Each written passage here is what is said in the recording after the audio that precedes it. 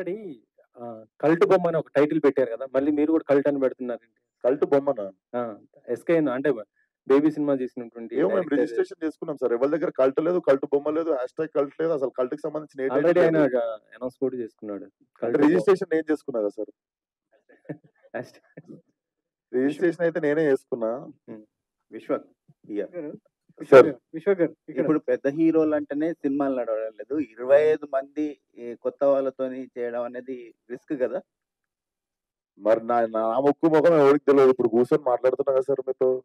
సినిమాలు ఉండాలి మ్యాటర్ అది. ఇంకా అంటే ప్రొడ్యూసర్ గా రిస్క్ సార్ చాలా సార్లు వర్కౌట్ అయింది సార్. శేఖర్ కమలా గారు 2-3 సార్లు వర్కౌట్ చేసి చూపించారు. మొన్న మ్యాడ్ వచ్చింది చూడలేదా? సినిమాలో మ్యాటర్ ఉండాలి. విశ్వ గారు డెఫినెట్లీ దీంట్లో అది ఉంది. మీకు కడుపు చెక్కలైతే అవుతుంది.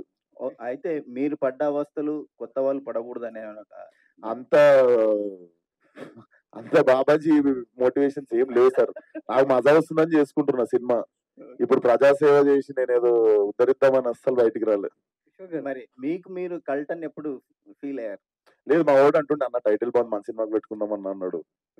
లేదరా ఉండిద్దాం బాగుంది సినిమాకి బాగుంటది అని చెప్పి. మీ రియల్ లైఫ్ లో మీరు నేను కల్ట్ అని ఎప్పుడైనా ఫీల్ అయ్యారు? ఫీల్ నేను ఫస్ట్ నేనే అవ్వాలి సార్. అప్పుడే మీరు నమ్ముతారు. నేను చాలా ఫీల్ అవుతుంటా సార్.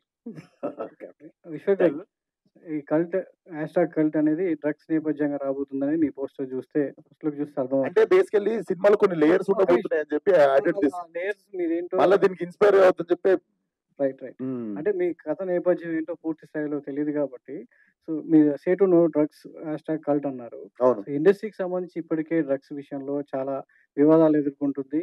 సో పోలీసులు కూడా సార్ ఈ వివాదం పూర్తి వినండి. సినిమాలో ఇలాంటి సన్నివేశాలు ఉన్నా కూడా పోలీసులు ఇప్పటికే వారించారు. ఈ నేపథ్యంలో సినిమా తీసి ఇండస్ట్రీలో ఉన్న ఇండస్ట్రీకి పడ్డ పేరు చెరిపేయడానికా లేకపోతే ఇండస్ట్రీని ఇలాంటి సినిమాల ద్వారా ఇంకా ఇరుకున పెట్టడానికా విశ్వక్సేన్ ఈ సినిమా ఎత్తుకున్నారా?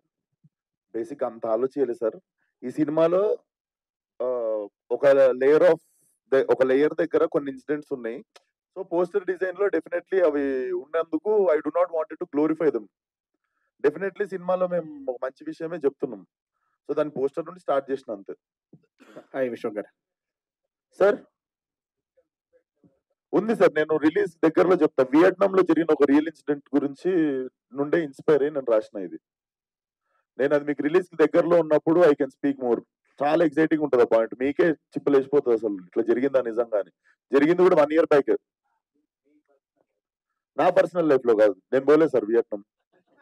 విశ్వక్ గారు hi sir. Say no to drugs అనేది గవర్నమెంట్ లో వాడుతుంటాయి. గవర్నమెంట్ ఎక్కువగా ఇచ్చేసే మెసేజ్ పెడుతుంటది. సో మీరు కూడా సే నో టు డ్రగ్స్ అన్నారు కదా. సో దీనికి మీరు ఏమైనా మెసేజ్ ఓరియంటెడ్ ఉందా లేదా పూర్లీ కమర్షియల్ సినిమా అనేది? కమర్షియల్ అవుద్ది. కమర్షియల్ గా తీయట్లేం. కమర్షియల్ అవుద్ది. బేసికల్లీ సినిమా నేను పలక్నామాస్ కూడా కమర్షియల్ సినిమా తీయలే. దాంట్లో కమర్షియల్ గా వర్కౌట్ అయింది అది. సో ఇప్పుడు యానిమల్ సినిమాలో కూడా ఐటమ్ సాంగ్ లేదు.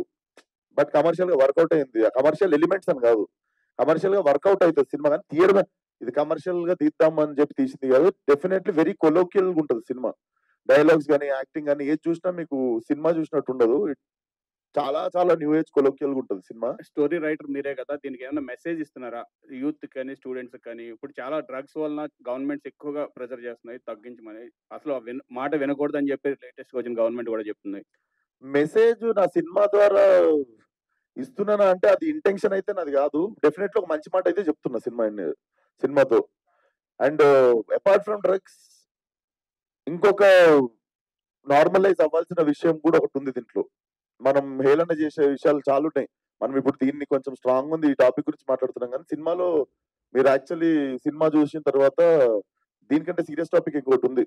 సో దాని గురించి ఫీల్ అవుతారు మీరు. All the best sir. Thank you sir.